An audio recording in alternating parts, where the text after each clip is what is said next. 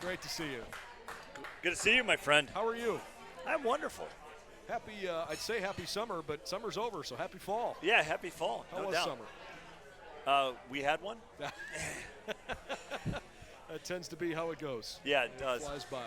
Yeah, I enjoyed listening to you on 92.3. I was going to call in. It was one of the few times I would call Well, next in. time do it. I will. But, just wanted to light you up. But, I decided to take the high road. Well, no, please call next time. Reid Ayers, our head coach for the men's soccer program at BW, our guest this evening. I cannot believe that we are talking about a team that starts the season here in, I guess, about 72 hours. Thursday night, the opener. It's crazy. It is crazy. We just got the kids in, and it's the joy of our preseason. We just don't get much time with them, but credit to the kids. They hit the ground running. I mean, their fitness scores were off the charts, best we've had, and they did the work. I mean, they're trying to flip the script here a little bit, so we're really excited. Give us an idea, before we talk maybe moving forward in the season, looking back here on training camp, what you tried to accomplish during the summer, how you attacked fall, and where you think you are now as you get ready for the year. Well, we're still kind of in that process of kind of building the team. I mean, I think for us it was really starting to build the relationships, and I mean we have a really unique team this year. It's we've got a core of seniors, and we've got a boatload of freshmen, and then we have some juniors and sophomores in the mix. So it's been a challenge. I mean, we have 4 guys that committed to coming back with the extra year of eligibility. They're doing their master's work, so really excited to have them. I think they're in great form, and certainly that having gone through some of the stuff, they're going to be tremendous leaders for us. So for us, it was just really implementing a little bit of our culture, a little bit of how we want to play, and really just starting to build those relationships. I realize that maybe the parents or the friends of players that are intimately familiar with the program probably have a decent feel for the roster, but there's a good chance that there are folks watching that don't know much about the team. So why don't we take a 10,000-foot view of what this team looks like, how strong you think the senior class can be. I know you referenced the fact there's a lot of young kids, but a bit of an introduction to what you expect from this team. Well, I think for us, it's really going to start in the center of the defense. I mean, we have Trevor Ham coming back for his 5th year, and he is bar none, the best form of his career. I mean, he's really playing well, and it's really just finding partners to play with him. I think one of the things that we were really looking at this year was could we rotate our squad more? We weren't real pleased with our depth, and now we're looking at going, my gosh, we've got 4 center backs that we feel could play for most teams. So Trevor spearheading that. A kid like Reid Watkins coming back for his 5th year. I mean, it's a great story. After his freshman year, they discovered a blood clot. I mean, from his armpit down to his mid-thigh, and my goodness, it was bad. I mean, it was certainly. We're thrilled that there was no lingering effects, but I mean that was a 2-year recovery, and right when the kid came back, played our last game of his spring. So he missed 2 seasons, and he was on the field 20 minutes and was killing it because he's a very good player. He's a kid that we've really rated. He played as a freshman, and he's the real deal. And 20 minutes into returning for our Brown Gold game, which is like the end of our spring season, he breaks his foot. And it doesn't just break his foot; he has to have Liz Frank surgery, which ends the career of professionals. Yeah. So the kid has fought, and just watching him today, just seeing him buzz around and enjoy playing, and if we get anything out of the Reid Watkins that we know is going to be awesome. But I mean, just to have him back is great. And then we have Andrew Chase, a sophomore from Memphis, Tennessee, who's again one of those kids came in at a certain point, and now you see him, it's like you don't even recognize him. He's just a different kid, much more mature, much better player. And then we have Tommy Redello, who's a freshman who is really, really talented. So, I mean, we've got 4 center backs that I feel really good. So that's going to be the cornerstone of our program. I think Dylan Keeling playing as a holding midfielder. I mean, most of our squad, I mean, maybe going back a little bit to your question, I mean, these are Northeast Ohio guys. We're not one of those schools that goes and recruits internationally and all of that. I mean, we have one international kid who's a a kid who came in. We have a partnership with a school in Brazil, so cool. he's come in, and it's been kind of fun. He's molded in well with the team, but I mean, 95% of our roster is Northeast Ohio kids that have played at the big schools here in Northeast Ohio. So well, the good news is there's such competitive, high school soccer in this region. Absolutely. It's not like there's a dearth of talent. Absolutely. So these are all local guys, so I think people that come out will sit there and they'll recognize names, they'll recognize programs that these kids came from. But Dylan Keeling from Rocky River missed most of last year. It was just, it was all the stuff that kind of just compounded last year. I mean, he had a hernia in preseason, and not sports hernia, but the 60-year-old hernia, and it's like, how did this happen? And oh my gosh. So unfortunately we lost him, but he's back. He's in great form. Really motivated. Really leading from the front, and the rest of the squad, I think we're going to be really talented in terms of. Like I said, the depth, and we're not going to be counting on one guy. I mean, a couple years ago, we had a very talented kid named Danny Rupel. Never heard of him. Yeah, leading scorer in the program, and an All-American, and all of that. And he was he's on my staff now, but very talented player. But I mean, as Danny went, the team went, and I don't think this is going to be one of those groups. I think it's going to be next man up, and everybody's going to be able to. Spread the load out instead of it falling on one shoulder. So I'm really excited about this group. Ask you about a couple of other players individually. How about Julian? What did you like most about his offseason and where he's at now? Julian, I think he was one of those guys. I mean, in September of last year, he was playing at an all-region clip, and I think it was, again, one of those needs for us is that we rode him into the ground. I mean, playing 90 minutes, and hey, go win us games, and that takes a toll. Yes, and so I don't think his conference play was really at the level we'd expected. So, kind of seeing him back, energized, ready to go. I expect Julian Kearse is going to have a big year for us. How about in between the pipes? In between the Zoltan Nagy has taken over the number one job. Okay. He split time as a freshman last year. Really imposing kid physically. He's a big dude. I mean, all three of our goalkeepers. I mean, they're not light when it comes to height. So but Zoltan has taken over the number one job. But I mean, we played all three of our keepers against Case Western. They all got equal time and pitched a shutout. So I mean, I think between Zoltan, Nolan Kellogg, and Matt Beck, I mean, I think we've got a really good group between the pipes. How about maybe more on the offensive side of thing and where you expect that, I don't know if it's necessarily the bulk of your scoring will come from, but who are some of the guys you think you can lean on? Well, Nick Sirwood's coming back. I mean, he's a really slippery kid.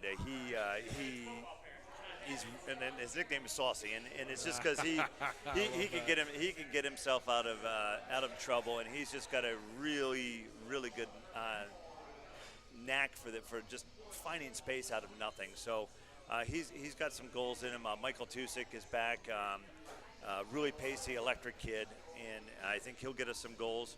Shaheen Garamani is healthy.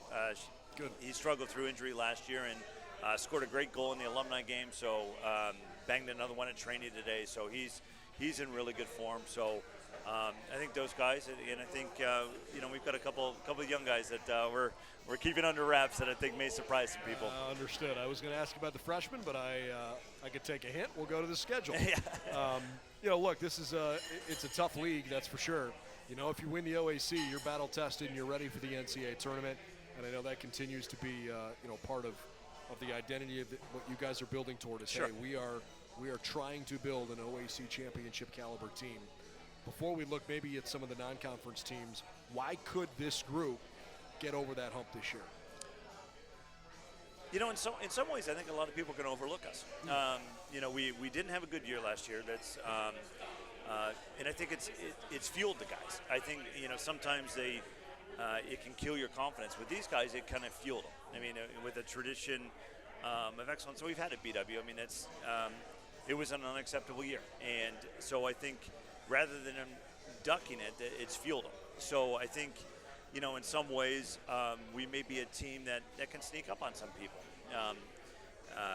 Like I said, I think we're going to be able to run a significant number of players at teams that we haven't been able to do in the past. So I think in really all three lines. I mean, I think we've got guys that can win us games in the front. I think we've got a midfield that's got a tremendous balance of senior players and youth. I mean, I'm really excited about some of our young midfielders. I think they're really dynamic, really good on the ball.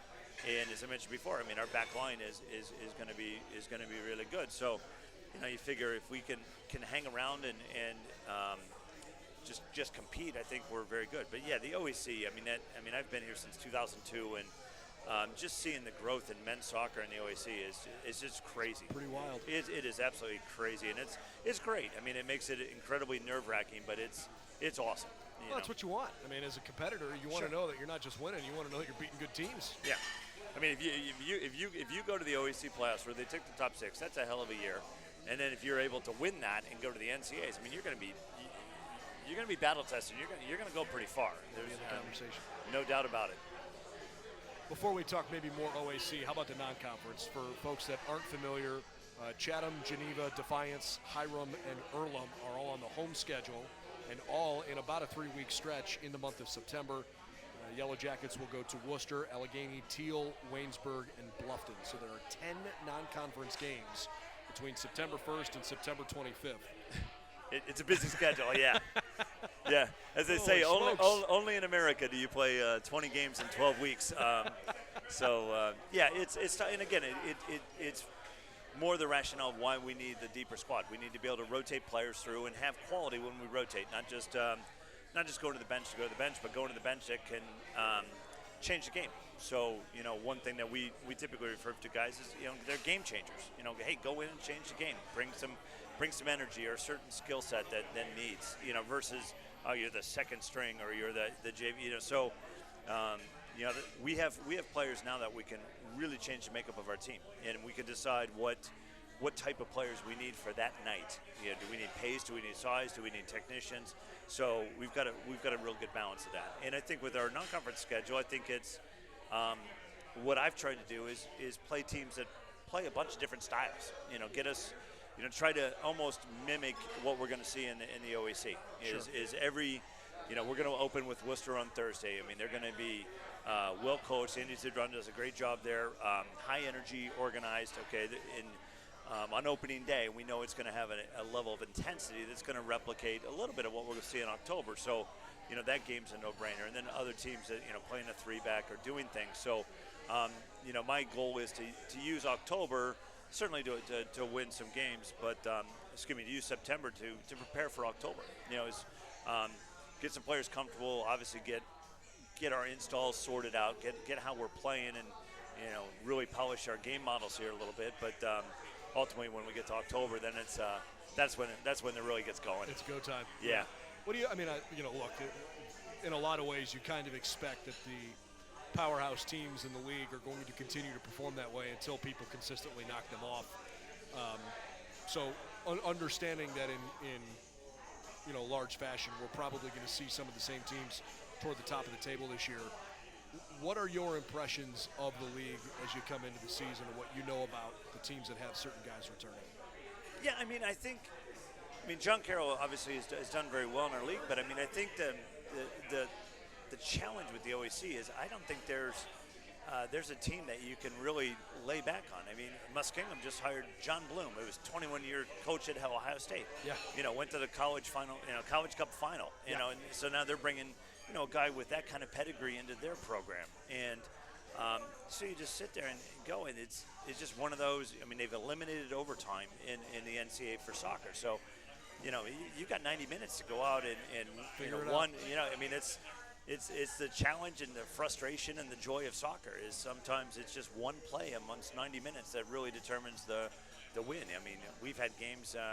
We had a couple last year, unfortunately, that were we felt at the end of the day we were bar none the better team, and just a play here, a play there, turned to a game that we felt we should win to a loss. And that's soccer. That's not a BW thing. That's across the globe. That's what makes it such a cool sport. But I don't think there's any team in the OAC that could take a night off against any other team.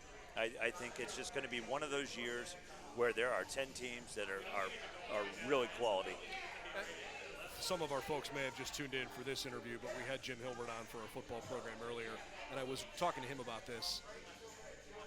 A lot of people look toward the top of the league and kind of figure out, hey, these are the best teams in the league. That must be a great conference because those teams win the league and they go on and have good runs in the playoffs. But I would argue that probably the better way to decide truly how good a conference is to sort of look at the growth and development of the bottom half of the league. And even if those teams don't make moves up the standings, as you pointed out, your record doesn't always, perfectly reflect the kind of progress that you make. How much stronger do you feel this league has gotten as a whole, considering what you've seen maybe the floor of the league do the last few years? Oh, it's not even close. I mean, I think in my time here, just the quality of the individual player is so much better. And they're cleaner on the ball. They've just got better backgrounds. You look at what the country in general is doing. These kids going to playing in Europe at 17, 18 years old. Our World Cup team qualifying with the youngest roster on the planet, and it's crazy. They say if this same team went in 2026, they'll still be arguably the youngest team in the tournament. So it's not just young; it's stupid young. So you look at the growth of the game, in Ohio. There's not much Division I soccer, so it's a great soccer state. There's not much Division I soccer, so these kids stay at home. You're starting to see more of the teams, go follow the lead of NCAA Division I and Division II, where they're going a little bit international. So the quality just is raised. So I think that, in general, like I said, that's probably been the one piece of the puzzle. Is just the average player over my time here. It's just crazy. Kids that were all conference players when I got here wouldn't even sniff the field now. So it's great. The game is awesome. But you see programs that are run professionally. You see there's not one in this conference, and that's why I think the OEC is so good, top to bottom in damn near every sport. It's just run professionally. There's expectations. There's a plan for their teams to succeed. But like I said, I think in the men's soccer side, I don't think there's a night off, and it's going to be crazy. It's one of the things that I think we all take a lot of pride in this conference. I've been fortunate enough to travel quite a bit and cover teams throughout the country, and there are, I would say, 3 or 4 leagues that Division III schools compete in across America that consistently, regardless of sport, put out really high quality champions and teams that are really, really close to being champions. And without a doubt, I don't care if it's in California or if it's in Maryland, people know what the OAC is. They know about the institutions here and the quality of teams here. And frankly, Reid, I think it's in some regard, it's attribution to the coaches and the programs that you guys have built. That sort of ties into my next question. You mentioned you've been here since 2002. What reinvigorates you about getting started for the new season year after year after year? It's the insanity of college sports. Your team is never the same. Right. You're always graduating kids. You're always bringing new kids in. So, it naturally just invigorates you. You got a new squad every year. You're not dealing with the same kids. Like, oh my God, I've got the same guys. So it's always changing. I love to compete. I love the challenge. I love taking kids and getting them at one point and try to grow them. And for me, that's why I got into coaching. It's just something that I've always enjoyed. So in terms of passion and all of that, it's still there. But like I said, the team never gets stale, and nothing ever gets stale. It's not like even you look at a guy like Stefanski, they might have 4 new guys out of 55. It's our world, it just changes. So it's kind of frustrating because just when you get the kids, kind of organized and ready and doing the stuff you want them to do, they go graduate and they go make their millions. But it's a lot of fun. I'm the luckiest guy on the planet. I don't have to dread the alarm going off in the morning. Get up and go to work and enjoy it. That's amazing. The team will open things up Thursday at 5 o'clock at Worcester. It'll be the first game of the season. And by the way, on the conference side, if you'd like to come out and support the Yellow Jackets, they have home games against Marietta, Wilmington, Heidelberg, Ohio Northern, and Capital will be the final game of the year. It is Senior Day on October 29th. The team will play at Mount Union, John Carroll, Muskingum, and Otterbein. Awesome. Great seeing you, friend. Great to see you, too. Good behave luck. yourself. And, all right. Well, we'll try. You too. Yeah, awesome. 10 non-conference games in September. Can't wait to see the Yellow Jackets get started on Thursday, September 1st, starting at 5 o'clock. So we've heard from head coach Jim Hilbert for the football team. We've heard from Reid Ayers on the men's soccer